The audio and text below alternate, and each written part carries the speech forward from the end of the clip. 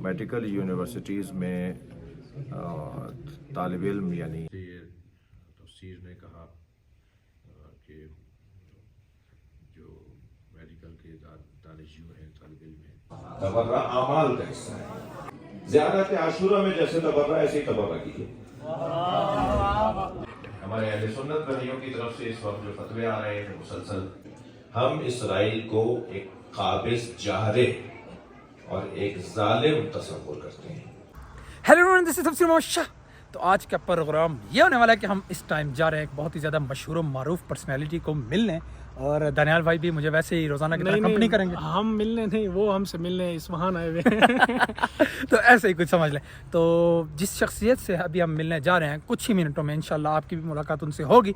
और बस यही कहना चाहूँगा कि पाकिस्तान, हिंदुस्तान और बल्कि पूरे आलम इस्लाम की एक बहुत ही ज़्यादा मशहूर और मारूफ शख्सियत, और हमारे लिए एक फ़ख्र और एजाज़ की बात है कि हम उनसे मिलने जा रहे हैं। हमारे बड़े भाई हैं और बहुत ही मतलब हमारी आइडियल पर्सनैलिटी है। बिल्कुल ऐसे ही है। तो चलते हैं, आप लोगों को भी सारा स्केड्यूल दिखाते हैं। हमारी गाड़ी भी आ चुकी है, ये रही गाड़ी, और अब चलते हैं और आपको भी सारा का सारा शेड्यूल दिखाते हैं।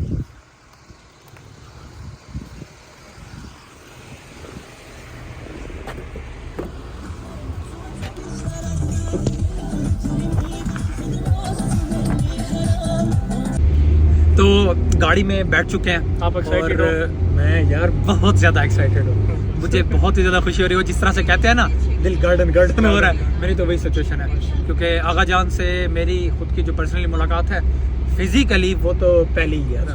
वैसे तो इंटरनेट पे आगा जान एक जैसे होता है ना जानी मानी और वायरल पर्सनैलिटी, लेकिन फिज़िकली जो आज मैं उनसे मिलने जा रहा हूँ पहली दफ़ा। बहुत आपका भी पहली होगी? नहीं, हमारी पहली मतलब वीडियो में तो नहीं है, पहले भी हो चुकी है। तो बहुत ही नाइस पर्सनैलिटी है, बहुत ही मतलब हमारे बड़े भाई हैं, हम ये मतलब ऐसे ही कह सकते हैं। बिल्कुल ऐसे ही है। बहुत ही ज़्यादा काइंड हार्टेड, और जिस तरह से होता है ना एक फेस कि जिनको दिखा के, जिनको ज़माने के सामने ला के हम पूरी एक जैसे ना मिल्लत जाफरिया की एक वो रखते हैं ना, कि जिस तरह से ये है ना कि हमारे ब्रांड एम्बेसडर हम सब के ये इस तरह से ही है, आप ऐसे ही समझ लें। और अभी एक तरह से ये ईरान में ये फ़ायदा है, हर बंदा जो भी आएगा आप उससे इजीली मतलब हाँ मिल सकते। पाकिस्तान में कुछ प्रोटोकॉल्स इश्यूज होते हैं, जैसे कि अब यहाँ पर भी हैं प्रोटोकॉल्स वैसे ही, लेकिन पाकिस्तान में सिक्योरिटी प्रॉब्लम्स और बाकी इश्यूज की वजह से इन बड़ी पर्सनैलिटीज़ को मिलना थोड़ा सा ना मुश्किल होता है। अब उन्होंने स्पेशल टाइम दिया इस्फहान में, और ये बहुत हमारे लिए खुशनसीबी है, वो इस्फहान में मिलने आ रहे हैं। बिल्कुल ऐसे ही है, तो बहुत बड़ी बात है हमारे लिए। तो इस वीडियो को आखिर तक ज़रूर देखिएगा, क्योंकि इस वीडियो के अंदर आप लोगों को बहुत ही ज़्यादा मज़ा आने वाला है। क्योंकि आगा जान से हम बहुत कुछ सीखेंगे और उनसे बहुत कुछ सुनेंगे, ज़िंदगी के कुछ मसाइल पर भी बात होगी। तो आप सबसे गुजारिश है कि इस वीडियो को लास्ट तक देखते रहें।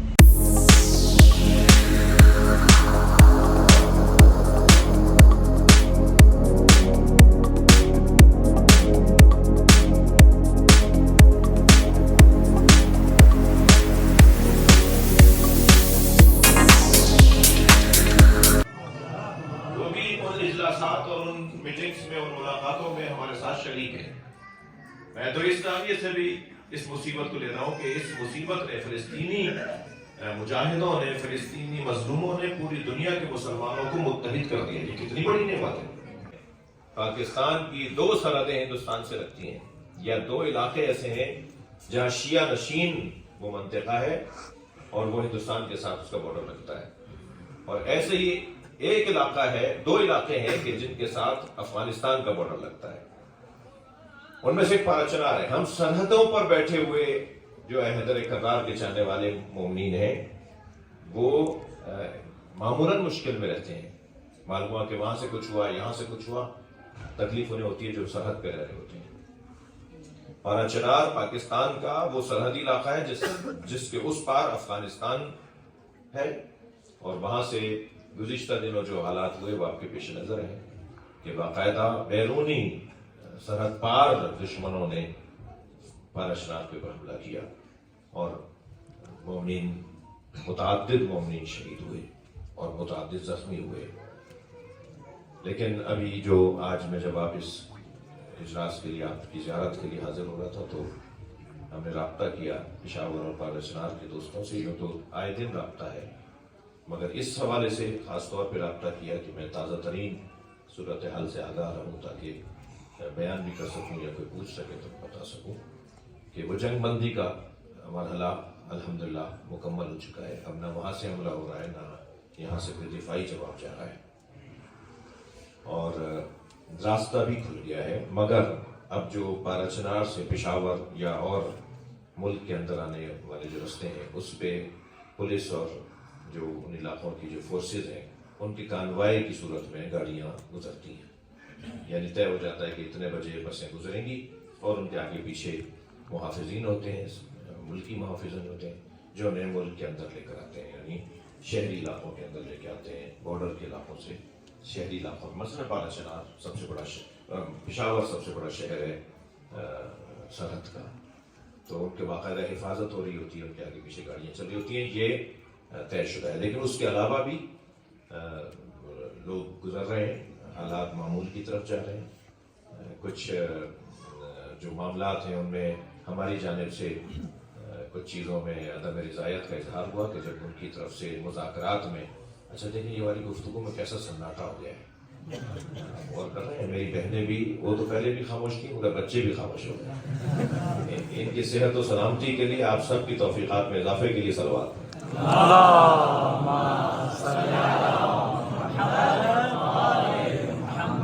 آپ کو احساس نہیں ہوا ہوگا, مجھے ہوا ہے احساس. ایک اور صلوات پڑھیں.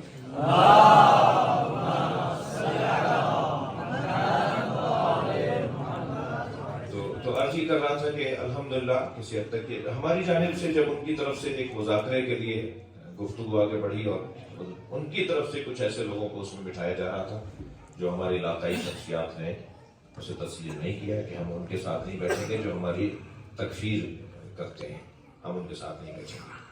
تو اس بنیاد پہ مذاکرات نہیں ہوئے جس معنی میں وہ چاہتے تھے, اور الحمدللہ ہم کسی حد تک بحال ہے. حل یہ نہیں ہے کچھ دن کے بعد پھر وہاں سے شرارت ہوگی اور کچھ دن کے بعد پھر یہاں سے کوئی جواب ہوگا. حل یہ ہے کہ ہماری جو ریاست ہے, ہماری جو مملکت ہے, اس کے جو محافظین ہیں جن کا کام سرحدوں کی حفاظت ہے, جن کے اوپر خرچہ اس بنیاد پر ہوتا ہے کہ وہ سرحدوں کے محافظ ہیں, وہ اس کا بنیادی اور اساسی حل تلاش کریں, وہ بتائیں کہ وہ اس کا حل کیا پیش کر رہے ہیں. مگر اتنا ضرور ہے کہ اگر خدا نخواستہ جیسا کہ قائد ملت جعفریہ نے فرمایا, جیسا کہ ہماری اور شخصیات نے جو باہمی ہمانگی اور باہمی مشاورت کے بعد بیانات دیتے ہیں کہ اگر یہ بات مسلسل ایسے تکرار ہوتی ہے, مزید دوبارہ سے ایسا کچھ ہوتا ہے, تو پھر اب یہ پارا چنار کی حفاظت کا مسئلہ ملکی سطح کا مسئلہ بنے گا. اور ہم انشاءاللہ پورے پاکستان کے اندر معقول مناسب انداز سے قانون کے قوانین کو مد نظر رکھتے ہوئے, پاکستان کے قانون کو مد نظر رکھتے ہوئے پارا چناری مسلمانوں, اپنے بھائیوں, مومنین کے دفاع کے لیے پھر گھروں میں نہیں بیٹھیں گے. فلسطین کے حالات آپ کے پیش نظر ہیں اور فلسطین کا مسلمان اس وقت خاص ایک کیفیت میں ہے. ہمارا وہی عقیدہ ہے, میں بحیثیت ایک پاکستانی بات کر رہا ہوں, ہمارا وہی عقیدہ ہے فلسطین کے بارے میں جو ڈاکٹر علامہ اقبال کا عقیدہ تھا. سب سے پہلے اسرائیل کے خلاف, صہیونیوں کے خلاف ان کی جارحیت کے حوالے سے سب سے پہلا خطاب بر صغیر کے مسلمانوں کی طرف سے علامہ اقبال نے کیا تھا دہلی میں 1935 کے اندر. سب سے پہلا خطاب فلسطینیوں کی حمایت میں اور مسلمانان ہند کی طرف سے. اور پھر اس کے بعد قائد اعظم محمد علی جناح نے اپنا خطاب فلسطینیوں کی حمایت میں, اسرائیلیوں کے خلاف ہند کے مسلمانوں کے رہنما کے عنوان سے کیا تھا. اور ان کے خطاب میں وہ اتفاق سے میرے موبائل میں بھی وہ تحریر موجود ہے, قائد اعظم کی تقریر اور ڈاکٹر علامہ اقبال کی تقریر. توجہ نہیں رہی ہے, استاد باقی فخار اللہ ان کو طول عمر عطا فرمائے, ان کی خدمت میں رہتے توجہ نہیں رہی اور موبائل کا دم نکل گیا, یعنی بیٹری آف ہو گئی. تو میں ورنہ وہ پڑھ کے بھی آپ کو وہ الفاظ سناتا کہ علامہ اقبال نے کیا فرمایا ہے فلسطین کے حوالے سے اور قائد اعظم نے فلسطین کے حوالے سے کیا فرمایا. تو قائد اعظم نے بھی مسلمانان ہند کی طرف سے خطاب کیا تھا کہ میں ہند کے مسلمانوں کا موقف کیا ہوں. اس وقت پاکستان نہیں بنا تھا جب یہ مسئلہ شروع ہوا تھا, اور قائد اعظم ہندوستان کے مسلمانوں کے رہنما تھے. وہ تو ظاہر ہے جب پاکستان بن گیا اور ہمارے مسلمان بعض وہیں رہ گئے اور بعض نہیں, بڑی تعداد میں وہاں رہ گئے, تو پھر انہوں نے بعد میں کہنا شروع کیا کہ قائد اعظم محمد علی جناح ہمارا رہنما نہیں ہے. اور وہ شاید صحیح کیا انہوں نے, ان کو یہی کرنا چاہیے, ہمیں ان سے کوئی گلہ نہیں ہے, اور وہ صحیح کہتے ہیں. ایک سلوات پڑھ لینا.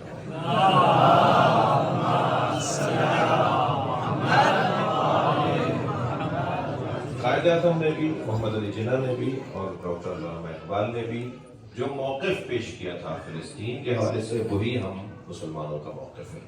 ہم اس خطے کے مسلمانوں کا موقف ہے. ہم اسرائیل کو ایک قابض جارح اور ایک ظالم تصور کرتے ہیں. ہم فلسطینیوں کو مظلوم اور مقہور تصور کرتے ہیں, اور ظالم سے مخالفت اور مظلوم سے پیار یہ تشیع کا الف بے ہے. لہذا ہم کھڑے ہیں ان کے ساتھ, اور اس موقع پہ الحمدللہ پاکستان میں بھرپور ریلیاں, بھرپور اجتماعات ہوئے, سنی شیعہ نے مل کر کیے. بہت اچھا منظر بنتا چلا جا رہا ہے. ہماری جانب سے آیت اللہ سیستانی کے جو اور مراجع تقلید کے جو اسرائیلی صہیونی حکومت کی سپورٹ میں بننے والی کمپنیاں, یا وہ کمپنیاں جو ان کو مالی اعانت کرتی ہیں, ان کے نام نہیں لیے جاتے فتوے میں. قاعدہ بیان کیا جاتا ہے کہ اگر کوئی کمپنی, کوئی مصنوعات والی کمپنی, کوئی صنعت اگر ان کو حمایت کرتی ہے مالی طور پر, تو اس کی مصنوعات کو خریدنا شرعاً جائز نہیں ہے. نام نہیں بتاتے. ہمارے فقہاء کا کام مصداق بتانا نہیں ہے. فتوے کے اندر مصداق نہیں بتایا جائے گا. کل آج وہ مصداق بتا دیں, کل یہ کمپنی کوئی مسلمان خریدے تو کیا ہوگا؟ تو مصداق بتانا ان کا کام نہیں ہے. تو مگر ہمارے اہل سنت بھائیوں کی طرف سے اس وقت جو فتوے آ رہے ہیں مسلسل پاکستان کے اندر, مفتی تقی عثمانی صاحب نے بھی ایک بیان دیا ہے, اس میں باقاعدہ وہ مصادیق بھی بتا رہے ہیں, وہ نام بتا رہے ہیں, وہ نام دے رہے ہیں کچھ کمپنیوں کے, ان کی یقیناً معلومات ہم سے زیادہ ہیں. پہلے تو تبرہ کی قسمیں کیجیے گا. تبرہ ایک حقیقی معنی میں ہے جو دشمن زہرا سے بیزاری ہے, جس کے لیے مولا علی نے فرمایا کہ لا تکونوا سبابین, خبردار گالی دینے والا میرا شیعہ نہیں ہوتا. تو پہلے تو ہمیں تبرہ کا مفہوم اپنے اوپر روشن کرنا ہوگا کہ تبرہ کا مطلب ہے اہل بیت کے دشمنوں کے اعمال سے دوری, کرتوتوں سے دوری, ان کے کردار سے دوری, ان سے دوری. ٹھیک ہے, نام سے تو ہمیں کسی حد تک کام نہیں ہے. دوسرا پہلو کہ تبرہ کہنے کا عنوان ہے یا کرنے کا عنوان ہے؟ تبرہ قول ہے یا فعل ہے؟ اگر تبرہ فعل ہے تو پھر ایک کردار بنے گا جسے تبرہ کہا جاتا ہے, ایک سیرت بنے گی جسے تبرہ کہا جاتا ہے, ایک عبادت بنے گی جسے تبرہ کہا جاتا ہے. آپ نے کبھی غور فرمایا, نماز, روزہ, حج, زکوٰۃ, خمس, جہاد, امر بالمعروف و نہی عن المنکر, تبرہ سب سے آخر میں کیوں؟ تبرہ سب سے آخر میں, اور وہ بھی فروعات دین میں اعمال کا حصہ ہے, اقوال کا حصہ نہیں ہے. تبرہ اعمال کا حصہ ہے, اور وہ بھی سب سے آخر میں اس لیے کہ آخر میں ہمیشہ تحریر مکمل ہونے کے بعد مہر لگائی جاتی ہے جو اس کی تصدیق کر رہی ہوتی ہے. تبرہ آخر میں اس لیے رکھا گیا ہے تاکہ تمہاری نمازوں کی تصدیق ہو جائے, تمہارے روزوں کی تصدیق ہو جائے, تمہاری حج کی تصدیق ہو جائے. تو پہلے مرحلے پہ تو ہمیں یہ بات ہم پر روشن ہے کہ تبرہ کا مفہوم اور عنوان کیا ہے, یہ ہم پر روشن ہے اور ہونا چاہیے. دوسری بات یہ ہے کہ تبرہ جیسے نماز, صلو کما رأیتمونی اصلی, جیسے روزہ, جیسے حج, ائمہ اہل بیت نے کر کے دکھایا ہے ویسے ہی کرنا ہے نا. نبی نے جیسے کر کے دکھایا ایسے ہی کرنا ہے نا. انہوں نے کیسے کیا تبرہ؟ زیارت عاشورہ میں جیسے تبرہ ایسے ہی تبرہ کیجیے. جہاں نام نہیں لیے نام نہ لیجیے, جہاں نام لیا لڑ جائیے, لے دیجیے نام. آسان کی صحت و سلامتی کے لیے بآواز بلند صلوات.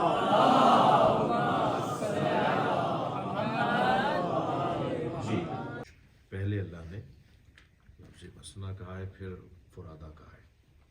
پہلے کوشش کریں کہ ہم اجتماعی جدوجہد میں اپنا حصہ ڈالیں اور ہم خود اجتماعی کوشش کریں. نہیں ہو پا رہا, دوست نہیں مل رہے, مشکل کام ہے تو پھر بھی گھر نہیں بیٹھنا، ہاتھ پہ ہاتھ نہیں رکھنا، بلکہ فرادہ تنہا رہ کر بھی کام کرنا ہے۔ تو جیسے یہ تفسیر نے کہا کہ جو میڈیکل کے دانشجو ہیں، طالب علم ہیں، ان کے امور، یا جیسے ہمارے عزیز طلاب کے امور کو دیکھ رہے ہیں، اور پھر مجموعی نظارت سارے اراکین کی ہے، خاص طور پر مولانا صاحب کی ہے، شمسی صاحب کی، تو یہ ہم سب ایک اجتماعی کام ہے۔ یا مرکز حوزے میں انقلابی کی خدمات ہیں، مولانا اظہر شاہ صاحب کی خدمات ہیں، اس سے پہلے مختلف شخصیات اپنا کام کرتے رہے، آگے بھی یہ قافلہ جاری رہے گا۔ تو یہ ہمارا سب کا خدا پسند کام ہے۔ اللہ چاہتا ہے کہ ہم مل کے خدمت کریں، ان تقوم للہ، لوگ اللہ کی خاطر کوشش کریں۔ اب اس میں جو بہت ساری باتوں میں، دو باتوں کا میں اس وقت مختصر سے وقت میں عرض کروں گا کہ دو باتوں کا ہمیں خیال رکھنا ہوگا۔ ایک تو حرفی اور ٹیکنیکی اور فنی مہارتوں کا، کہ کام کیسے ہوتا ہے، کام کیسے کیا جاتا ہے۔ بعض لوگ کام کا جذبہ، وہ بھی قربتاً اللہ، وہ بھی خلوص اور سچائی کے ساتھ کرتے ہیں، مگر بگاڑ دیتے ہیں کام کو، اور ان سے ہاتھ جوڑ کے کہا جائے کہ بھائی خدا کے واسطے آپ کام نہ کریں تو بہتر ہے، وہ کیفیت ہو جاتی ہے۔ وہ کیوں ہوتا ہے؟ وہ اس لیے کہ کام نہیں جانتے وہ۔ تو کام جاننا اور کام کے تقاضوں کو پورا کرنا، اس میں انسان کو تکلیف بھی کم آتی ہے اور سامنے والے کا مسئلہ بھی حل ہوتا ہے۔ کام نہیں جانیں گے، تکلیف زیادہ آئے گی، سامنے والے کا مسئلہ بھی حل نہیں ہوگا، اور وہ بعد میں اول فول کچھ کہتا ہوا جائے گا کہ میرا کام خراب کر دیا، میرے ساتھ تم نے یہ کیا، ٹائم ضائع کیا۔ تو یہ انسان کی دل آزاری ہوگی، وہ پھر شاید کام ہی چھوڑ دے گی، جی آئندہ مجھے کام ہی نہیں کرنا۔ تو جو کاموں میں ناکام یا فیل نظر آتے ہیں، وہ ضروری نہیں ہے کہ ہمیشہ کوئی رکاوٹ ہی ہو بیرونی، بلکہ بعض اوقات اندرونی رکاوٹ ہوتی ہے کہ کام آتا نہیں تھا، اور یہ سمجھ رہے تھے کہ میں بہت بڑا کام کر رہا ہوں، ان کو کام ہی نہیں آتا تھا۔ تو ہمیں مہارت حاصل کرنے کی ضرورت ہے تنظیمی امور میں، اب اس میں یعنی خدمت کے امور میں۔ اب اس میں مہارت ضروری نہیں ہے کہ کوئی ہم کورس کریں، کوئی ہم سیمسٹر کہیں گزاریں، کوئی ہم وہاں داخلہ لیں کسی یونیورسٹی میں، تبھی کام آئے گا۔ مینجمنٹ اور مدیریت جو ہے وہ ٹھیک ہے کہ ہنر ہے، مگر وہ ضروری نہیں ہے کہ کوئی واحد ہی گزارے جائیں اور کوئی سیمسٹر ہی گزارا جائے تو آئے گا، بلکہ تجربہ کار لوگوں سے ملاقاتیں، ان کے مشاہدات سے استفادہ، ان کی تجربوں سے استفادہ اور ان سے مشورہ، اس سے بھی کام آ جاتا ہے انسان کو کرنا۔ ماضی میں ہمارے زیادہ تر بزرگ جو تھے، وہ شاید 5 کلاسیں بھی پڑھے ہوئے نہیں ہوتے تھے، مگر اتنے ماہر ہوتے تھے سماجیات اور سیاسیات میں اور قومی امور میں اور خدمت خلق میں، کہ وہ کامیاب رہے، بڑے مثالیں، وہ اچھا دور گزار کے گئے، کارنامے کر کے گئے۔ تو ایک تو اس بات کا خیال رہے کہ ہمیں کاموں میں مہارت حاصل کرنے میں، سیکھنے میں، پوچھنے میں کوئی عیب نہیں ہے۔ بسم اللہ الرحمن الرحیم۔ ہمدان میں، اصفہان میں اور تہران میں جو میڈیکل یونیورسٹیز میں طالب علم یعنی اسٹوڈنٹ دانشجو پڑھ رہے ہیں، ان سب کو پہلے تو میرا سلام، اور ان کے لیے بہت سی دعائیں ان کی کامیابی کے لیے۔ ہر یونیورسٹی میں، آپ پاکستان میں ہوتے، آپ ہندوستان میں ہوتے، آپ اپنے وطن میں ہوتے، آپ لبنان میں ہوتے، آپ عراق میں ہوتے، جہاں کے بھی طالب علم، میں خاص طور پہ اردو زبان طالب علموں سے میں بات کر رہا ہوں، وہاں اپنی نوعیت کے مسائل اور مشکلات ہوتی ہیں اور پریشانیاں ہوتی ہیں۔ یہاں بھی کچھ اپنی نوعیت کی پریشانیاں ہیں اور مسائل ہیں، مشکلات ہیں۔ تو میں آپ سے کہوں گا کہ اپنے حوصلے کو، ہمت کو برقرار رکھیں، اور متعلقہ جو ادارے ہیں، جو متعلقہ شعبے ہیں، ان سے رابطے میں رہیں۔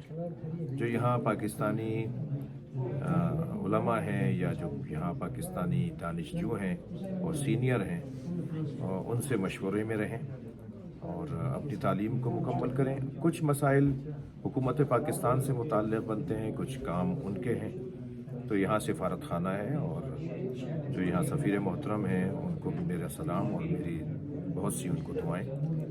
ان بچوں کے مسائل کو وہ حل کریں.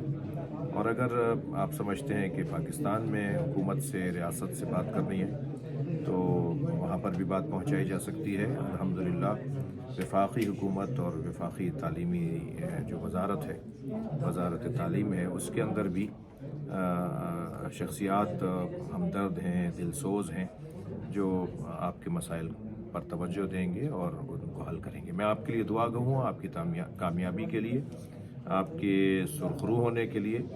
اچھا ڈاکٹر بن کے وطن واپس آئیں، پاکستان کی خدمت کریں. پاکستان زندہ باد. پاکستان پائندہ.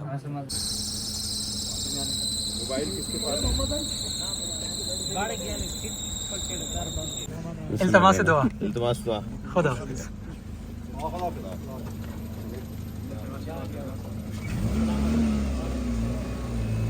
دل بہت اداس ہے. ہاں جان. دل بہت اداس ہے. علامہ صاحب چلے گئے ہیں. بس ہمیں پاکستانیوں کو ایران میں یہی تو ایک چیز جو سب سے زیادہ اچھی لگتی ہے کہ ہمارے اپنے آ جاتے ہیں. صحیح بات. ہم ان سے مل لیتے ہیں اور ہمارے سارے غم دور ہو جاتے ہیں. لیکن بالکل ایسے ہی ہے. بس تو آغا جان کے ساتھ بہت ہی اچھی نشست رہی. محسن بھائی کا بہت شکریہ، بہت زیادہ شکریہ. محسن بھائی کی ہم آہنگی محسن اور بھائی کا انٹروڈکشن. محسن بھائی میرے بڑے بھائی ہیں. یہاں پہ حوضہ مصطفیٰ میں یہاں پہ ایسے سمجھیں یہ دین یہی ہے. حوضہ مصطفیٰ میں. بالکل ایسا ہی ہے. تو بہت ہی زیادہ ہمیں نا باتوں کو سیریس نہیں لینا. بالکل ادھر اصفہان کے اندر نا جو ہمیں برادرانہ ماحول ملا ہوا ہے، جو ایسے لگتا ہے جیسے پاکستان والا ماحول جنہوں نے بنایا ہوا ہے، وہ محسن بھائی. وہ محسن بھائی ہیں. تو بہت زیادہ شکریہ دل کے عطا کریں گے سے آپ کا. آپ کی تشریف آوری کا شکریہ. بہت شکریہ سر. بہت زیادہ شکریہ. محسن بھائی I love you. I love you too. Me too. تو ہمیں دیں یہاں پہ اجازت. سلامت رہیں جی. اوکے. تو ولاگ کا کرتے ہیں یہیں پہ دی اینڈ. تو یہاں پہ کرتے اپنے بلاگ کا دی اینڈ. ایسی مور ویڈیوز کو دیکھنے کے لیے ہمارے ساتھ جڑے رہیں. تب تک کے لیے اللہ حافظ.